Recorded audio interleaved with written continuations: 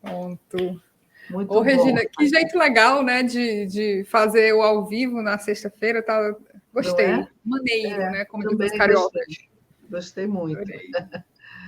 Olha só, então, a gente vai trazer aqui hoje, você já trouxe, você já está dando spoiler, né?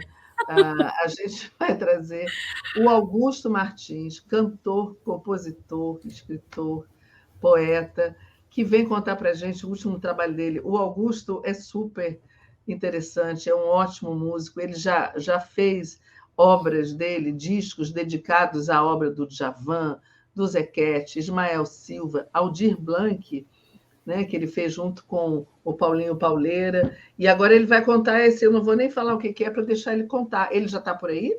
Não, ele ainda não chegou, Regina. Eu queria pedir uma licença aqui para você, para mostrar para as pessoas um vídeo do nosso amigo João Pedro, melhor desenhista artístico Legal. do Brasil e do mundo todo. Maravilha. Né? Que é amigo de pessoas muito famosas e influentes. Ele passou a semana toda pedindo para mostrar e hoje ele falou assim: eu não acredito que o 247 não mostrou esse vídeo importantíssimo. Então vou rodar agora. E João Pedro, se prepare que a gente vai fazer uma agenda com o movimento autista. E você vai coordenar essa reunião na minha sala, trazendo as representações, porque, Zé, eu me comprometi na campanha que esse seria um tema, tanto o autismo quanto doenças, saúde mental, serão prioridade. Que legal, que bacana. É o grande João Pedro, né? Ô, Regina, nosso convidado chegou. Opa, vamos embarcar ele aqui. Opa, boa noite. Boa noite, Augusto. Boa noite. Estão me ouvindo bem aí? Estamos te ouvindo bem. Te apresento a Sara, que vai conversar aqui com a gente. Sara é a âncora do Boa Noite. E, nossa, você está onde com esse frio todo, cachecol? Eu estou com frio, eu estou no Rio e eu sinto frio aqui no Rio, mas você deve estar mais lá pelo alto. Onde você está? Eu estou na Serra Gaúcha. Olha! Então aqui está frio mesmo. Imagina. Boa noite a vocês, boa noite, Sara, boa noite aos telespectadores. Pois é, você vai trazer hoje para a gente uma novidade, né, Augusto? Já falei, antes de você entrar aqui, que você já fez obras, já fez discos homenageando as obras de vários artistas, inclusive de Djavan, Ismael Silva, Zequete e Aldir Blanc, né? Nosso querido Aldir. Depois você fala um pouquinho disso, mas conta a novidade. A novidade eu estou muito feliz da vida, né? Porque é um single, é o primeiro single de um projeto que tem a produção do Moacir Luz, meu amigo tão querido. Mas esse single é muito especial, porque sou eu junto com o MPB4, cantando essa maravilha do Chico Buarque, que tá um samba, né? Maravilhoso. Maravilhoso, é uma obra que veio num momento assim muito especial, né? Mas a gente ainda estava sofrendo muito. Agora a gente já está num momento de um caminho para um lugar melhor, né? Então o Que Tal Samba ganha outras cores, ganha uma certa celebração, né? O que era um protesto vira uma celebração. Então é bom demais, né? Cantar essa canção, que eu acho que ela entrou já para a galeria dos sucessos e das músicas icônicas do Chico, que tem, claro, uma coleção imensa, mas essa, nesse momento histórico, tem uma coisa muito especial. E cantar com o MPB4, né, que, de certa maneira, é um pouco a voz do Chico também, é um encanto. Muito legal. A gente vai ouvir aqui, mas antes, eu tinha visto aqui uma coisa. Nosso público aqui é ótimo, porque acho que foi a Natália que disse assim: uau, que gatão! Obrigado, Natália. Então, a gente vai ouvir. Vamos ouvir? Vamos. O seu Que Tal um Samba, e depois a gente conversa mais? Perfeito. Acho que Vamos nessa. A Sara vai botar aí para gente. Vou colocar aqui, ó, até separei. É um áudio, né? Não é um vídeo, a gente vai ficar ouvindo junto. Isso. Vou só organizar aqui que eu separei um jeitinho de todo mundo conseguir assistir junto. Vamos lá. Mas ficou muito bom, Augusto, eu adorei. Como que isso que está dizendo é muito interessante, porque virou uma celebração, virou uma ufa, né? Tudo isso, né? Vamos, coluna ereta, toda a letra, né, do Chico, que é assim, olha, vamos chegar lá, a gente chegou, né? A gente conseguiu varrer aquele negócio que estava aí. Claro que ainda tem muito disso aí, a gente sabe, mas agora a gente... Vou rodar, tá? Né? Vamos lá. Ótima essa versão, ficou bem samba, né? O Chico é um Muito gênio, gostoso. né? Essa letra, realmente, do Chico Buarque Enfim, mas ele fez com outro ritmo, ele tinha um ritmo mais cubano, né? Sei lá. Isso, uma coisa um pouco latina, assim, uma coisa meio salseada, né? Com a participação do Hamilton de Holanda, com aquele bandolim dele fantástico, né? Muito lindo. Mas aí a gente trouxe mesmo para o samba, que é... Ficou uma delícia. Não é? Ficou meio pagodeado, assim, né? É o arranjo do Rodrigo Campelo, que é um amigo também querido, um grande músico que atua tanto na área pop, mas começou a vida tocando samba com a Beth Carvalho, amiga querida, que está lá de cima nos olhando. E que delícia, né, Sara? Terminar o dia na sexta-feira com essa música, com essa conversa aqui com o Augusto, depois de tanta notícia, tanta coisa, de tanta, né, análise, falação e coisas importantes acontecendo, aí a gente dá uma refrescada aqui, né? Augusto, como é que a gente faz? Onde é que está a música? Explica aqui que ela já foi lançada, né? Na verdade, se você pretende fazer outras coisas com ela fazer um disco. Isso. Na verdade, ela é o primeiro single. Ela não está ainda nas redes. Ela vai para o dia 2 de junho. No dia 2 de junho, ela vai estar em todas as plataformas digitais. Mas já tem algumas rádios tocando, assim, já tem alguma coisa acontecendo. E é bom que o MPB4 ficou assim, animado pra caramba. A gente resolveu botar essa capa mais alegre, nesse momento. Meio tropicália, né? Meio tropicália, meio tropicalista. Isso, meio tropicalista. E o momento é isso, é um momento que a gente, claro que temos muito que caminhar, mas é um momento de um alívio, de uma alegria, né, pelo que está sendo feito e o que se terá, né, daqui para frente. Passos têm que ser dados, mas já estão sendo dados, né? Então isso nos anima muito. Então é isso. E, na verdade, ele é o primeiro single, vai estar nas plataformas. Quem puder me seguir, né, por exemplo, no Instagram, no Facebook, @Augusto Martins Música. Se procurarem Augusto Martins, e lá tem aonde fazer, lá tem um link do pré-save, né, que chama pré-save. Quem clicar ali já vai receber essa música, quem tem alguma plataforma. Depois vai estar no YouTube também, todo mundo pode ouvir, a partir do dia 2 de junho. E esse na verdade, de um trabalho produzido pelo Moacir Luz. O Moacir Luz resolveu... Grande Moacir Luz. Super compositor, um homem de uma produtividade impressionante. Ele não para, ele está sempre inventando. E estivemos muito juntos, assim, especialmente a partir do final da pandemia, e me chamou para fazer alguma coisa juntos. Eu lembrei, ele tinha, há 10 anos atrás, por aí, ele tinha dito: Augusto, ainda vou produzir um disco seu. Aí quando ele me convidou para fazer alguma coisa, assim, pô, a gente tem que fazer alguma coisa juntos esse ano. Falei, pô, amor, então produz meu disco. Ele falou, já é.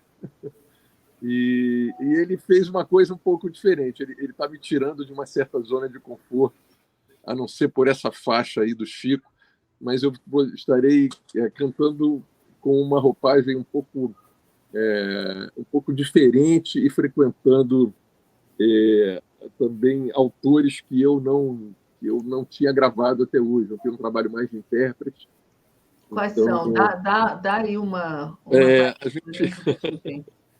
a gente vai ter Grilos, que é Roberto e Erasmo, que é uma canção Olha, linda. Que delícia! É uma canção linda, gravada pelo Erasmo lá na década de 70. a gente traz o Erasmo. Quando a gente gravou, o Erasmo ainda estava aí, mas tudo certo. Vai ter também...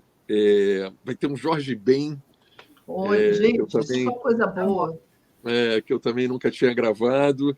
E vamos ter uma Rita Lee também, que já estava gravada. A gente está fazendo um disco loucamente póstumo. Já era para ter saído isso aí, mas essa vida de músico, de trabalho, de arte, agora é que a gente vai conseguir, se Deus quiser.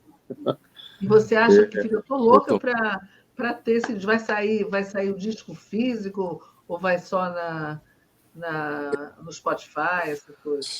Só nas plataformas. Realmente o CD físico, o último já não fiz.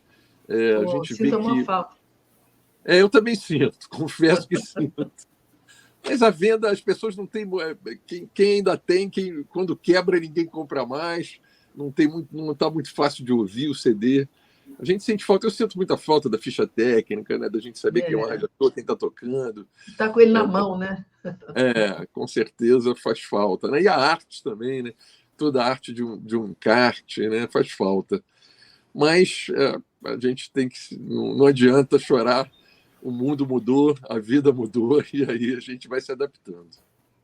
Mas é bom que também todo mundo pode ter acesso, né? Porque com certeza, em qualquer lugar do mundo, o que é maravilhoso. E você já tem uma ideia de quando quando você já vai lançar tudo? Vai ser uma música de cada vez? Como é que você na verdade, só mais um single, né? Vai ser isso no dia 2 de junho, depois em julho eu lanço essa música que tem até também... na verdade, é a música do Jorge Ben, que vai ter a participação do Marcelinho da Lua também. Olha. Então tem uma sonoridade assim um pouco mais... Você pode contar qual é a música? Ou você está fazendo surpresa? Vai fazer surpresa? Vamos fazer surpresa, isso. Tá bom. Aí que eu fico com mais vontade. A ideia é essa. Mas, por exemplo, haverá no disco, a gente vai ter Paixão do Cledi Ramil, na verdade, foi sucesso na voz dos irmãos. Então é um repertório para mim diferente, autores, compositores que eu nunca tinha cantado, e estou adorando essa possibilidade nova aí, né? O disco vai se chamar Minhas Digitais. Tem o Rodrigo Campelo faz um monte de programação. Essa faixa mesmo, ela é feita, tem violão, mas o resto tudo é praticamente tudo programação. Então é uma coisa assim diferente na minha trajetória, assim. Não é uma coisa acústica, né? Nova para mim, exatamente. O Augusto, fala um pouquinho do disco do Aldir, que você lançou pouco depois da morte dele, não foi? Foi sim. Foi bem pouquinho depois. Eu lancei o Como Canções e Epidemias, né, que é um álbum com o Paulo Malaguti Pauleira, que é integrante do MPB4, né? O Pauleira faz parte do MPB4 já há 7 ou 8 anos, e fizemos juntos. A gente já tinha um disco cantando Tom Jobim, era piano, voz de Jobim, e agora, e recentemente, fizemos esse disco em homenagem ao Aldir, né, só com o repertório do Aldir, que é realmente uma obra impressionantemente brasileira, poderosa, com uma assinatura incrível. O Aldir faz uma falta, vai fazer uma falta eterna, mas fica essa obra gigantesca, né? O Aldir é um gigante. É um gigante. Né? É um gigante, maravilhoso. Então, que saudade, né? Saudade danada. Tijucano como eu, querido. Cantei em alguns aniversários dele, quando se fazia lá uns saraus coletivos, e fica essa saudade. Eu já joguei sinuca naquela mesa que tinha na casa dele. Quer dizer, fingi que joguei só para tirar uma foto, mas eu posso dizer isso. Depois daquela mesa ficou cheia de livros. Né? Cheia de livros, ninguém mais jogava nada. Ninguém mais jogava. É verdade. Então, o teu projeto agora é terminar esse, né? Gravar esses outros, lançar, ir lançando aos poucos, mas dá uma agonia, sabe? A gente quer ouvir logo esse, daqui a um mês vem mais um, É verdade, Mas é assim que as gravadoras é lançado pela Muse Records, que é um selo independente. É uma estratégia de lançamento? Ou porque é uma estratégia de lançamento que, ao que parece, os que entendem disso dizem que isso faz com que haja maior engajamento, que as pessoas, a partir desse negócio, desse sistema que tem o pré-save, né? Você vai cada vez mais trazendo gente para ouvir aquilo entra nas playlists, aumenta a chance de entrar numa playlist editorial e de entrar em outras. O mundo mudou dessa maneira, né? Então, lança-se assim agora os álbuns. Diz que aumenta a execução de cada álbum, né? Então, se é assim, assim faremos. Augusto, você acha que agora, assim, passado esse tempo, esses 4 anos que... 4 não, foi mais, né? Foi mais de 4 anos, foram mais de 4 anos, em que os músicos e todos os artistas, né, de todos os campos sofreram muito, e com pandemia e com um governo que desprezava a cultura e a arte, né? Você acha que agora os caminhos estão se abrindo? Já podemos... Quer dizer, eu sei que a gente já vê luz no fim do túnel, mas já está sendo sentido, né, que as coisas mudaram, que vão melhorar? Eu diria que sim, eu diria que já se sente, né? A gente teve até a lei que leva o nome do Aldir, né? A Lei Aldir Blanc I, que já deu uma possibilidade para artistas e músicos do Brasil inteiro, né? Para toda uma cadeia produtiva que foi prejudicada pela pandemia e por esse governo que se foi. E foi realmente muito difícil, porque se desmontou todas as estruturas, né, estatais de cultura, com o fim do ministério e com o fim de qualquer tipo de financiamento de cultura, né? Então foram momentos muito duros, mas já se sente sim, e essa perspectiva dessa uma liberação de verbas num montante inédito, né? Eu acho que coloca a cultura realmente num lugar diferente e especial para a gente.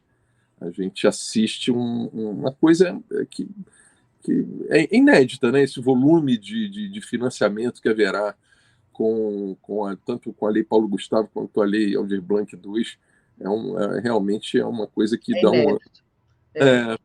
vira realmente política de governo, né? Uma coisa diferenciada. E tinha que ser, né? Porque foi um buraco muito grande, né? Um abismo, e a gente viu durante a pandemia todo mundo que até não era muito chegado às artes, à cultura, viu como foi importante na pandemia a gente ouvir as músicas, a gente vê o teatro em live, a gente vê filmes, né?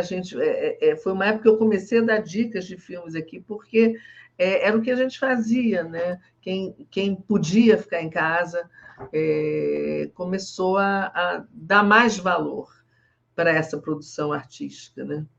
Então... com certeza. A gente acho que essa ficha caiu para algumas pessoas que talvez não dessem a importância que a arte e a cultura têm na vida da gente, né? Que permeia a nossa vida todo o tempo, né? Eu estava lendo agora recentemente, até nos Estados Unidos, né, a greve de roteiristas, né? E o presidente da República se meteu na história, né? Então, até os reis do capitalismo respeitam a cultura, levam a cultura, né, americana para o mundo inteiro através da música, do cinema, né? E aquilo gera emprego, gera renda, é uma coisa impressionante, né? E a gente teve aqui essa visão tão pequena, né? Tão tristonha, tão lamentável, pobre, né? Ignorante, mas não, era maldade mesmo. Né? Era perversidade. Perverso. Perverso. Faz parte, né, da história. Você tem que escolher uns inimigos, então os artistas viram inimigos. São os primeiros. A gente já viu isso em outras terríveis páginas da história, né? A gente já viu em outros carnavais, né? Quer dizer, respeitando muito o carnaval, mas a gente sabe que a cultura é a primeira a ser atacada, porque a cultura traz a reflexão, e essas pessoas fascistas não querem que ninguém pense, que ninguém reflita, que ninguém tire suas conclusões, que pense por si, né? Que se emocione, e que a emoção traga uma nova visão de mundo, enfim, uma nova visão humanista, né?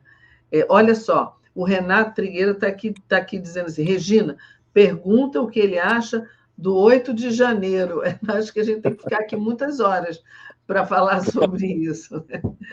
Nossa, é muito triste tudo isso que a gente viveu, né? Realmente, mas é isso, foi uma construção a partir desse mundo paralelo, um mundo de inverdades, né?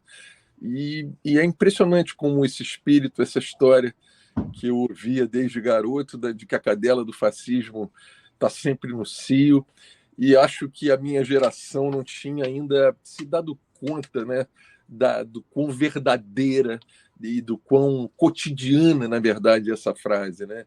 Esse pertencimento que a gente tem que ter, esse alerta, a gente tem que estar sempre alerta, né, para essa possibilidade tão tristonha que passamos, né? Tomara que já tenha passado mesmo. A gente tem que ficar atento, não pode descansar, tem que ficar alerta, né, atento e forte, porque eles estão aí, né, e vão estar sempre querendo o poder, está sempre querendo a morte, o massacre, né, dos outros, que, sei lá, muito ressentimento, né, que termina no fascismo. Eu não sei se você quer dizer mais alguma coisa sobre o trabalho. Eu prometi que ia ser 20 minutos, já estamos extrapolando, e não sei se a Sara quer perguntar alguma coisa também. Abro aí para vocês, quem quiser falar. A única coisa que eu diria, mas tem uma coisa curiosa, com a pandemia, eu fiz um movimento um pouco maluco, fiz um estúdio em casa, então o MPB4 gravou na minha casa essa história.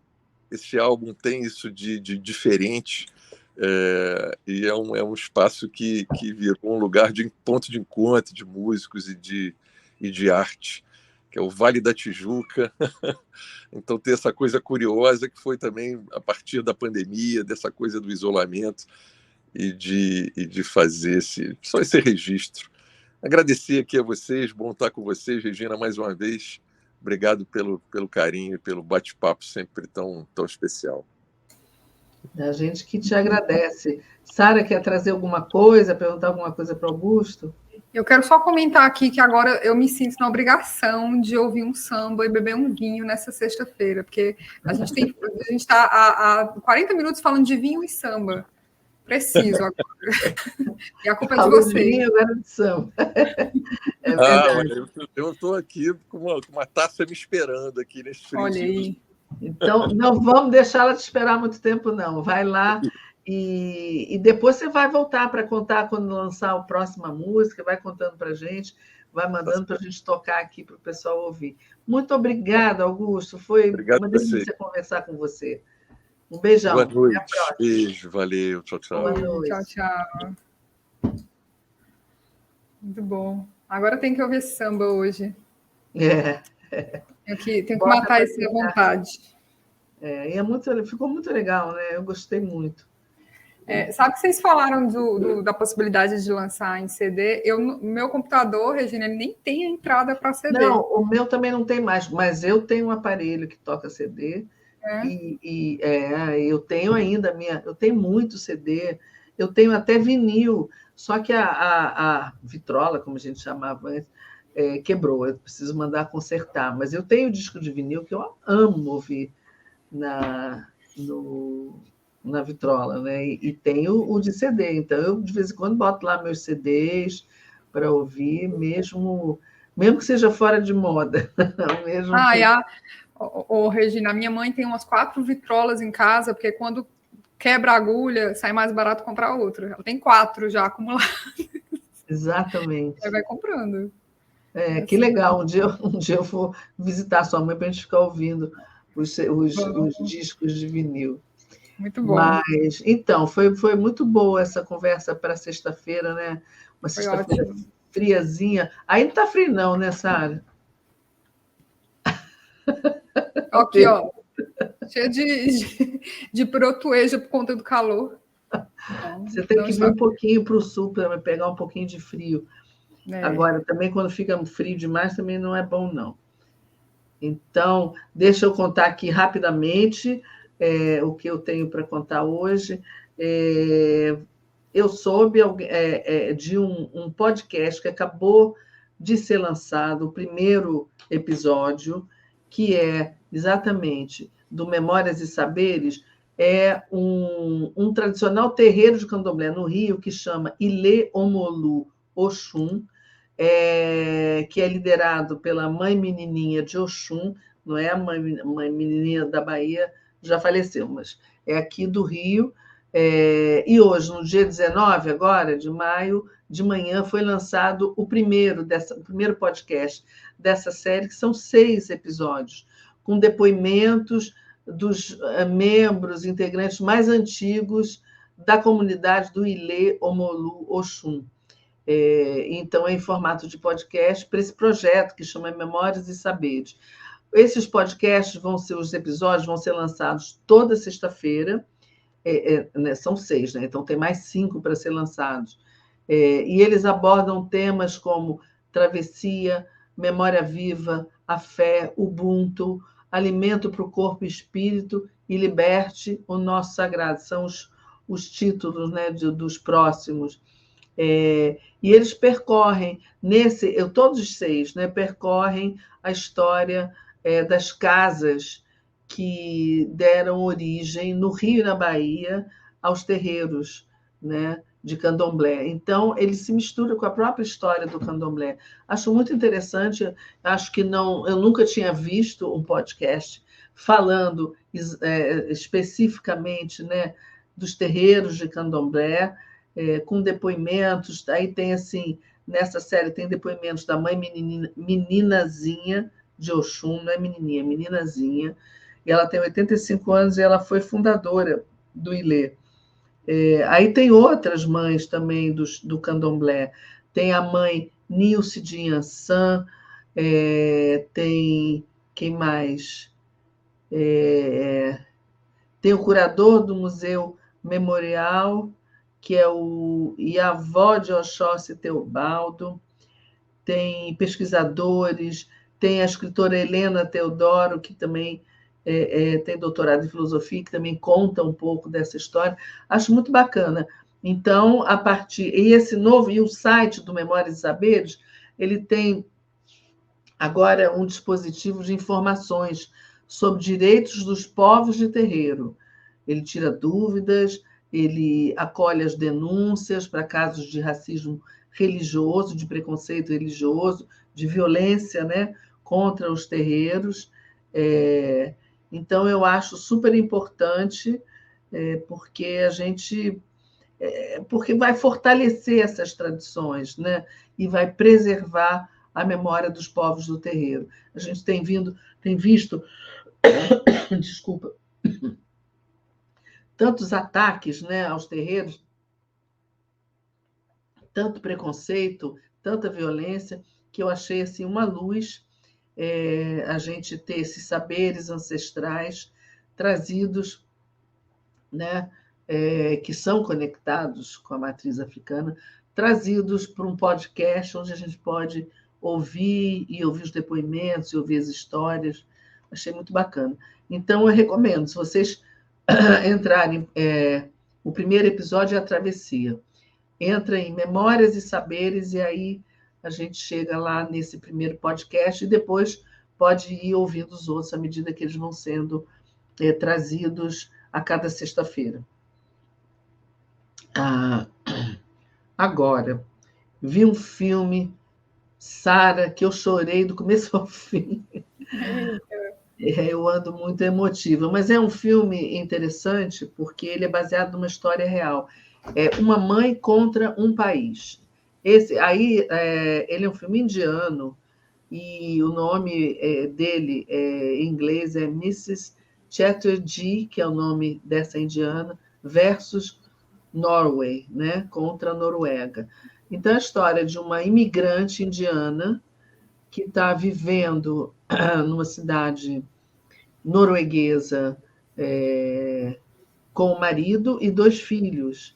Né? E você começa o filme, você já vê, eu posso contar isso, não é spoiler, porque é bem o começo do filme, e ela está lá com filhos, maridos, e tem umas mulheres de um serviço dito social da Noruega que estão visitando essa família há alguns dias, algumas semanas, alguns meses, para ver como é que eles se comportam em relação aos filhos.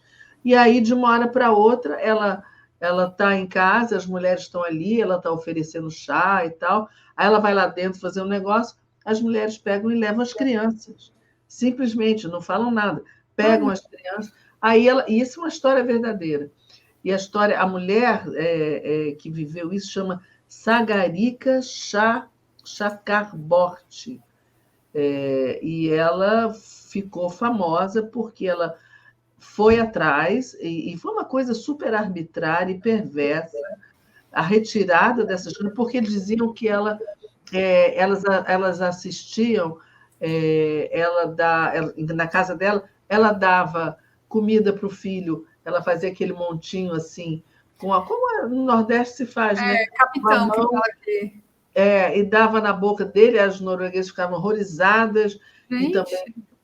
Não, é uma coisa de preconceito. Isso foi em que ano que aconteceu? Foi entre 2011 e 2013. Então, quer dizer, nem faz tanto tempo assim, né? E ela teve que lutar, porque eles levaram as crianças para um orfanato, e depois parece, o filme não entra muito nisso, não, mas parece que se descobriu que era meio quase que uma quadrilha que fazia isso porque eles queriam as crianças para entregar para adoção para casas norueguesas. Então, é um sofrimento horrível, e o marido também não ajuda muito, e ela vai, ela não desiste, aí todo mundo acha, ela é emocionalmente instável, ela não é uma pessoa que pode cuidar de... Uma coisa horrorosa. Sim. Você vê como... Claro que é ficção. Argumentos absurdos, né? Isso, Regina, houve um momento no sertão nordestino em que isso estava sendo uma prática, né? Tinham crianças sendo retiradas das suas famílias com a desculpa de que pais pobres do interior do Nordeste não iam conseguir criá-los, e essas crianças estavam sendo levadas para adoção para outros estados. Terrível. É terrível, é uma injustiça, é uma maldade, né? Imagina, de uma hora para outra, ela não foi nem avisada, né? É claro que o filme é ficção, mas é baseado nessa história real, e parece que dezenas de crianças foram separadas, de filhos de imigrantes, né? Foram separados, entregues para adoção, e eu acho que ela começou um movimento, depois outras mulheres conseguiram reaver seus filhos, mas ela foi assim até o final e colocou até em questão a relação entre Noruega e Índia. Bem interessante. É assim, né? É melodramático, porque, né, claro, traz toda a carga emotiva, né? Tá vendo a Sônia dizendo? Eu também fiquei com muita raiva, Sônia. Fiquei com muita raiva de como eles estavam sendo tratados, né? Enfim, eu recomendo porque é interessante a gente saber até que isso acontece e aconteceu, e que essas pessoas eles ficam totalmente desamparados, né? Eles estão fora do seu país, até os advogados que davam, né, advogados do governo, não ajudavam muito, porque eles não tinham como pagar. Enfim. Nossa, eu tenho uma amiga que fala assim, tanto IDH para tão pouco coração. Pois é, exatamente, Mas eu acho que depois fecharam. Era uma agência governamental, eu sei o que aconteceu, mas a verdadeira, a mulher verdadeira, a mãe verdadeira que passou por isso, ela depois comentou que foi muito difícil, mas que a dificuldade depois foi ainda maior, né? Ela diz isso, não parou ali, e ela continuou, foi tudo sempre muito difícil. Enfim, o Luiz Parra está dizendo, filme triste, depois dos últimos 4 anos eu ainda não estou em condições. É verdade. A gente isso que eu falei, eu estou tão assim fragilizada emocionalmente ainda por tudo, né? Que aí chora, você fica com raiva, com as injustiças, enfim. Passando aqui para outra coisa, eu recebi, eu nem sei muitos detalhes sobre isso, essa exposição chamada Xingu Presente, eu recebi um folheto, né, que vai começar dia 20 de maio, às 11 horas, a abertura, em São Paulo, em Alto dos Pinheiros, na Biblioteca Parque Vila Lobos.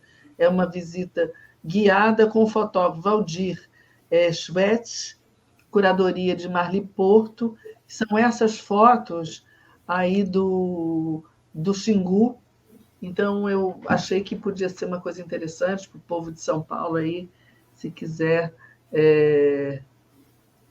assistir. E essa foi a informação que eu recebi, não sei mais muita coisa, mas achei que devia ser interessante. E aí, deixa eu ver se tem mais. Eu vi também, gente, eu estou nessa fase meio de melodrama. Não é esse, não. Eu ia falar de outro. Acho que eu nem botei o famoso alfaiate. Deixa eu ver se eu acho aqui para você.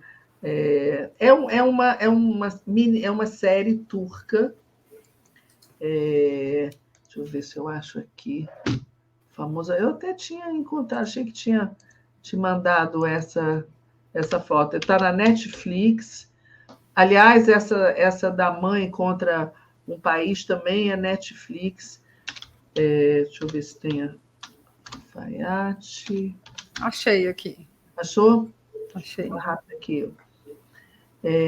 E assim, eu vi tudo uma vez só. Acho que são 8 episódios. E é a história de um alfaiate muito bem sucedido, rico, na Turquia, em Istambul. E ele herdou esse negócio do avô. E aí a história dele com um amigo que é vai continuar, né? Eu vi só a primeira temporada. Então é a história de um amigo. Ele tem um amigo que é muito doido. Ele é meio perturbado mesmo. Ele é filho de pessoas que eram amigas do avô dele. E aí é o único amigo que esse cara tem. É um cara muito rico, meio playboy e tal. Aí ele arranja uma namorada e vai casar, tem um casamento marcado, só que ele é muito doido e ele maltrata, machuca ela e ela foge. Aí ela foge e eu não sei se eu vou contar mais, porque mas eu achei bem legal. É tipo um novelão turco. A aparência, eu joguei as fotos fui procurar foto no Google e a aparência é toda de novelão mesmo. É um novelão, mas eu não consegui parar de ver, porque queria saber o que ia acontecer. Então, tem mistério, tem suspense, tem esse drama. Eu também gosto de séries turcas. Já vi algumas e gosto, assim como eu gosto das coreanas. E descobri também que essas séries coreanas elas são chamadas de doramas. Você sabia disso? Pois é, eu já vi várias, eu não sabia que chamava dorama.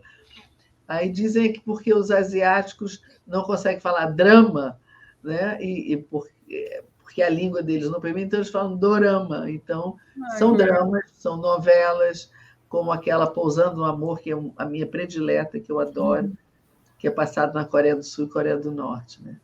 Então, não vou dar spoiler, Sônia, não vou contar mais. Mas eu acho legal assistir esse do alfaiate. E tem o Diamantes Brutos, que eu comecei, é uma série também, é uma série com produção belga. São 8 episódios. E é a história de uma família de judeus ortodoxos que vivem na Antuérpia, na Bélgica. É uma comunidade judaica bem ortodoxa, bem rígida, né? E eles casam entre si, e tem aqueles costumes, o homem não pode cumprimentar, não pode dar a mão para uma mulher. E aí tem um desses filhos dessa família, você não sabe o começo, mas ele vai embora, porque ele não aguenta aquela rigidez, vai morar em Londres. Aí tem um irmão Aí ele volta por conta de uma tragédia familiar, aí ele volta para casa, para o seio dessa família super rigorosa e rígida. E aí e o patriarca é um cara muito respeitado, que um dos principais negociantes de diamante. Parece que Antuérpia acho que ainda não sei, um centro, um centro mais importante de venda de diamantes, que certamente vem da África, vem de outros lugares. E aí eles sempre tiveram um negócio limpo, e aí começa uma confusão, aí entra a história da máfia albanesa, e essa família vai se envolvendo nessa história. É interessante, eu também ainda estou nos 3 ou 4 primeiros episódios, mas estou gostando. E aí queria também, essa da mãe, que você botou a foto ali, é um filme de ação desses filmes tipo Rambo, só que o Rambo é a Jennifer Lopez. Então, ela é aquela, sabe, atira, acerta todo mundo e briga bem. E o negócio do filme inteiro é ela defender a filha dela de 13 anos, que ela, enfim, teve que abandonar, mas engraçado, é interessante, né? Para quem gosta desse tipo de filme, não é muito meu predileto, mas eu assisti e para ver como é que ela ia se virar, né? Então, também a Netflix. E tem um livro aqui que eu queria recomendar, que eu entrevistei a autora Chiara Siodarotti, e é um livro sobre mulheres que participaram ativamente do movimento abolicionista. E eu entrevistei ela porque tinha passado o 13 de maio, entrevistei no Estação Sabiá, aqui na TV 247. Então, ela conta a história de uma forma meio ficcional, mas trazendo as coisas verdadeiras que aconteceram, a história de Maria Quitéria, Maria Filipa e Maria Leopoldina. Cada uma de uma classe social, de um entorno completamente diferente do outro, mas todas lutando pela liberdade. E me pareceu um livro bem interessante. Então é isso, gente. Já falei bastante. E agora aproveitem os filmes, o livro, e aproveitem o fim de semana. E Sara também tem um bom fim de semana. Toma aquele vinhozinho que está te esperando. Ai, pois é, estou morrendo de vontade. O sambinha do Augusto. Legal. Eu nem sabia que eu estava com vontade de beber vinho até o Fábio começar a falar de vinho aqui, olha só. Mas é isso, a gente vai dar um jeito aqui. Regina, muito obrigada, viu? Um beijo, Sara. Obrigada a você, obrigada a todos. Bom fim de semana para todo mundo. Beijão. Cheiro, tchau, tchau.